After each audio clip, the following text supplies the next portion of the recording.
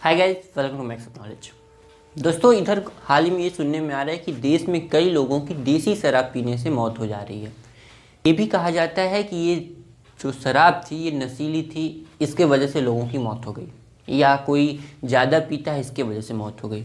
तो आज यही जानेंगे कि जैसा कि हाल में सुनने आ रहा है मेरे दोस्तों कि इस समय भारत में कई जगह ऐसा देखा जा रहा है, हालांकि इस समय ही नहीं कई सालों से ऐसी प्रथा चली आ रही है कि लोगों का देसी शराब पीने से मौत हो जा रही है। अभी ज़्यादा हाल ही में बिहार में सुनने में आया है कि लगभग 30 से 35 लोगों की नशीली शराब पीने से मौत हो गई है।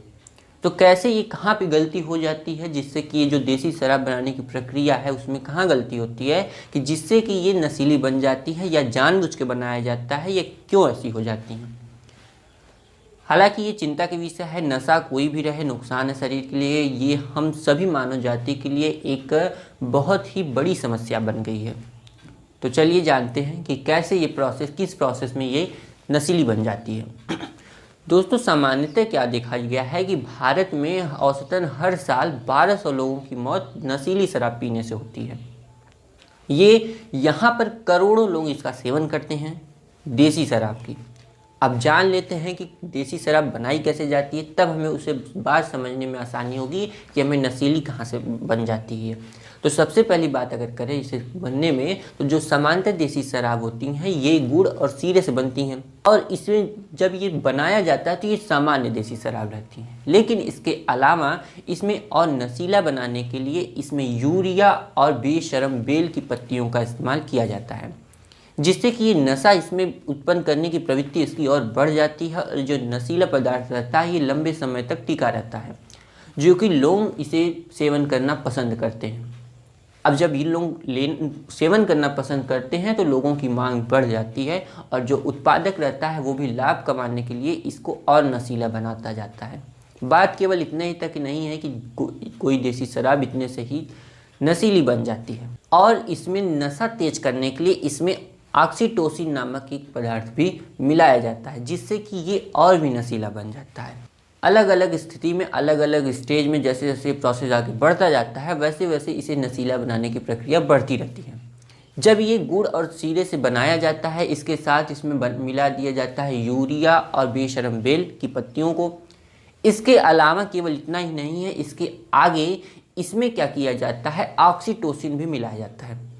अब ऑक्सीटोसिन को जैसे ही मिलाया जाता है, इसमें जो नशे करने की प्रवृत्ति होती है, नशा की जो प्रवृत्ति होती है इसमें और बढ़ जाती है, और ये लंबे समय तक चलती है। जब इसमें ऑक्सीटोसिन मिला दिया जाता है तो ये जैसे ही हमारे शरीर में जाती हैं, हालांकि अगर ज़्यादा मात्रा में हो जाती है या कोई इसे डाइजेस्ट नहीं कर पाता है तो उसकी मौत हो जाती है। अब कैसे मौत होती है, जो ऑक्सीटोसिन होता है ये जैसे ही हमारे शरीर में जाता है, एक रिपोर्ट के अनुसार बताया गया कि ये ऑक्सीटोसिन जैसे ही हमारे शरीर में जाती है वैसे हमारे कई नर्वस सिस्टम को डैमेज कर देती है। इतना ही नहीं, ये हमारी आँखों को भी गहरा प्रभाव डालती है। इतने पर ही इसकी प्रक्रिया नहीं रुक जाती है, लेकिन फिर भी लोग लालचवश इसी में कई एक्सपेरिमेंट करते रहते हैं। जैसे इसमें आगे क्या किया जाता है कि जब इसमें ऑक्सीटोसिन मिला दिया जाता है तो इसमें जैसे ही पड़ती है इसमें रिएक्शन होता है इसके अंदर, और जैसे ये रिएक्शन होता है इसमें बन जाती है मिथाइल एल्कोहल। मिथाइल एल्कोहल के बनते ही ये और भी नशीला हो जाता है।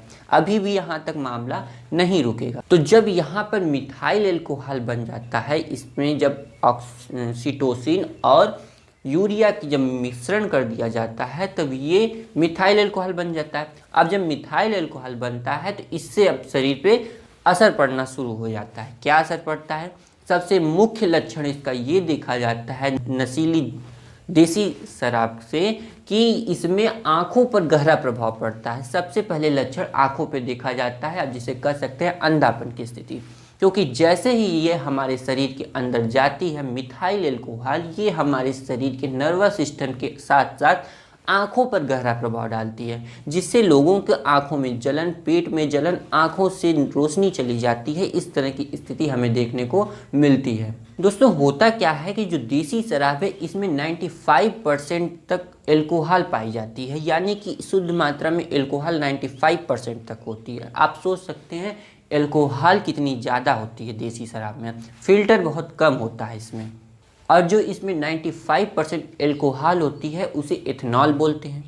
अब इथेनॉल कैसे बनाई जाती है ये भी जान लेते हैं।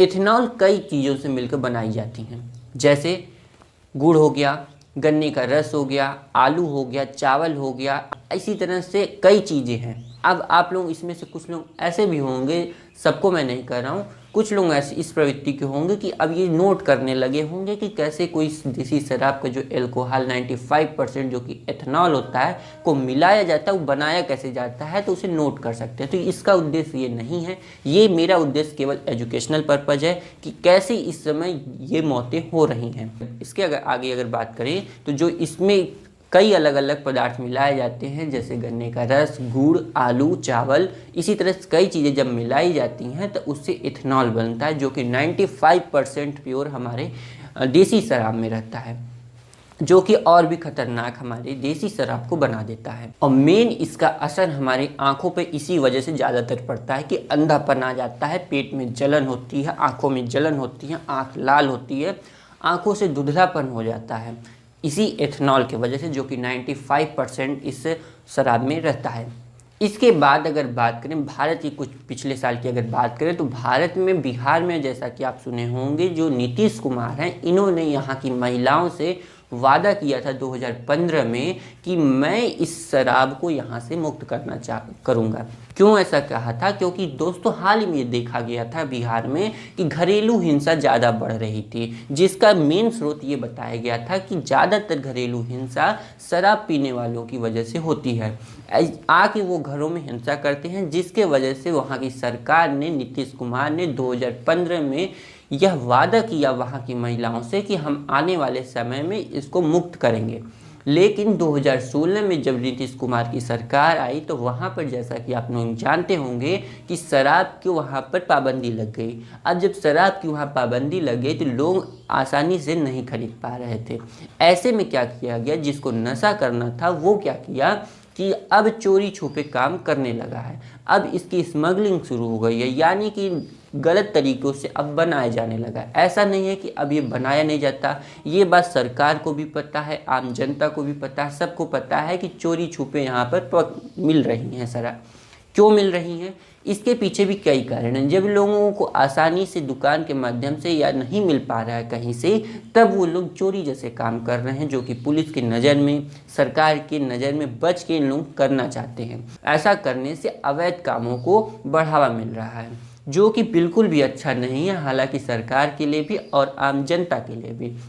जैसा कि हम बता दें कि ये शराब जो होती है किसी भी तरह से वो शरीर के लिए नशा ही है, अब वो चाहे अच्छी हो, चाहे ख़राब हो, चाहे ज़्यादा हो, चाहे कम हो। इस वीडियो के माध्यम से आपको बताने का केवल यही उद्देश्य था कि कैसे इस समय देसी शराब जहरीली बन जाती है और कहाँ पे बन जाती है। मेन कारण ये है, इसमें अंत में आप संक्षेप में ये समझिए कि जो देसी शराब होती हैं, इसमें ज़्यादा नशीला बनाने के चक्कर में इसमें कई चीज़ें मिला दी जाती हैं ज़्यादा मात्रा में, जैसे बेशरम बेल, यूरिया और इथेनॉल होता है 95% तक, और जब ऑक्सीटोसिन होता है, इनकी क्रिया से, ऑक्सीटोसिन यूरिया की क्रिया से इसमें मिथाइल एल्कोहल भी बन जाता है। इसी वजह से ये जहरीली हो जाती हैं और हमारे नर्वस सिस्टम को डैमेज कर देती हैं, खास करके आंखों पे प्रभाव पड़ता है। तो इस तरह की समस्या हमें देखने को मिलती हैं। तभी हमें हर साल या हर दिन ये न्यूज़ में सुनने में आता है कि इस बार नशीली शराब पीने से इतने लोगों की